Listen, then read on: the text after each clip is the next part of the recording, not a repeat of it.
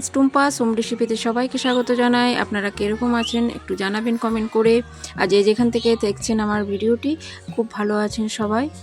আর skip না করে আমার ভিডিওটি দেখুন। নতুন একটা রেসিপি, আমার এটা রেসিপি চ্যানেলে প্রথম এই মাছের রেসিপিটা হচ্ছে পমফ্রেট মাছের তেল ঝাল। পমফ্রেট মাছগুলো দেখো আমি নিয়ে নিয়েছি, একদম মিডিয়াম সাইজ আছে, বেশি বড় নেই। তো যেরকম পেয়েছি সেরকমই তোমাদের সাথে শেয়ার করার চেষ্টা করলাম। তো পমফ্রেট মাছগুলো দেখো ভালো করে কেটে ধুয়ে ভালো করে নিয়েছি। আর পেটে সেরকম কিছু বেরোয়ও না। হ্যাঁ, ভালো করে ধোয়া টোয়া হয়ে গেছে। তারপর দেখো হলুদ নুন মাখিয়ে এপিট ওপিট করে মাখিয়ে 10 মিনিটের জন্য আমি রেখে দিয়েছি রেস্টে, মানে নুনটা ঢুকবার জন্য। তারপরে দেখো এক এক করে তেলটা ভালো করে কড়াই বসিয়ে পরে গরম করে নিয়েছি। ভালো করে গরম করে দেখো তিনটা এরকমভাবে ভেজে নিয়েছি।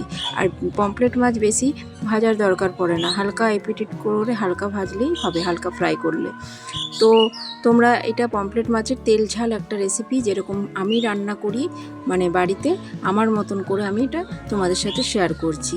তোমরা খুব সহজভাবেই দেখবে এটা, মানে এরকমভাবে করলে ফলো করে তো একদম খুবই টেস্ট ভালো আসবে। আর এত সুন্দর পমফ্রেট মাছের তেল ঝাল রেসিপিটা হয়েছিল, খুবই ভালো লেগেছিলো।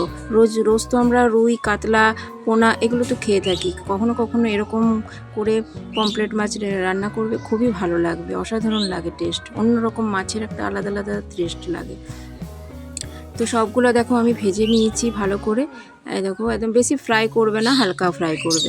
তারপরে দেখো এর মধ্যে আমি ওই তেলের মধ্যেই তারপরে দিয়ে দিয়েছি কালো জিরে দিয়ে দিয়েছি হাফ চামচ কালো জিরের মধ্যে। তারপরে দেখো একটা গোটা টমেটো দিয়ে দিয়েছি, এই টমেটোটাকে একটু ফ্রাই করে নেবে। আর একটা কাঁচা লঙ্কা দিয়েছি চিড়ে। আর এটার মধ্যে এই মশলাটার মধ্যে আছে আদা আছে এক টুকরো, আর 3 কোয়া আছে রসুন, বেশি রসুন দেবার দরকার নেই। আর পেঁয়াজ বাটা আছে, ব্যাস এই বাটা মশলার মধ্যে এই 3টেই আছে। আর তারপরে দেখো গুঁড়ো মশলা দিয়ে দিয়েছি, এখানে দেখো লাল লঙ্কার গুঁড়োও দিয়েছি, আমি দিয়েছি, একটু কালারও হবে একটু ঝালও হবে। আর তোমরা যদি পুরোটা কাঁচা লঙ্কায় করতে থাকো তো চিড়েও দিতে পারো, বেটেও দিতে পারো। তারপরে দেখো ভাজা জিরে গুঁড়ো দিয়েছি, নুন হলুদ এটা তো দিতেই হবে। এগুলো দিয়ে পরে ভালো করে দেখো কষতে দিয়েছি, কোনো আলু টালু কিচ্ছু দেবার প্রয়োজন পড়ে না। এরকম পাতলা একদম, আমি একদম খুব কম মশলা দিয়ে পরে দেখেছি তো আমি কতটুকু মশলা দিয়েছি, একদম পাতলা ঝোলের মতন দারুণ লাগে খেতে। ভালো করে দেখো মশলাটা আমি ফ্রাই করে নিচ্ছি, ফ্রাই করা হয়ে গেছে দেখো। তারপরে জল দিয়ে দিলাম। আর ভিডিওটা স্কিপ না করে তোমরা দেখো বন্ধুরা, এটা একটা রিকোয়েস্ট তোমাদের আমার কাছে, মানে পুরো ভিডিওটা একদম দেখবে, তারপরে কমেন্ট করে জানাবে আমার রেসিপিটি কেমন হয়েছে। আর কমেন্ট শেয়ার আর বাড়ির প্রিয়জনদেরকে বন্ধু বান্ধবকে একটু শেয়ার করার চেষ্টা করবে।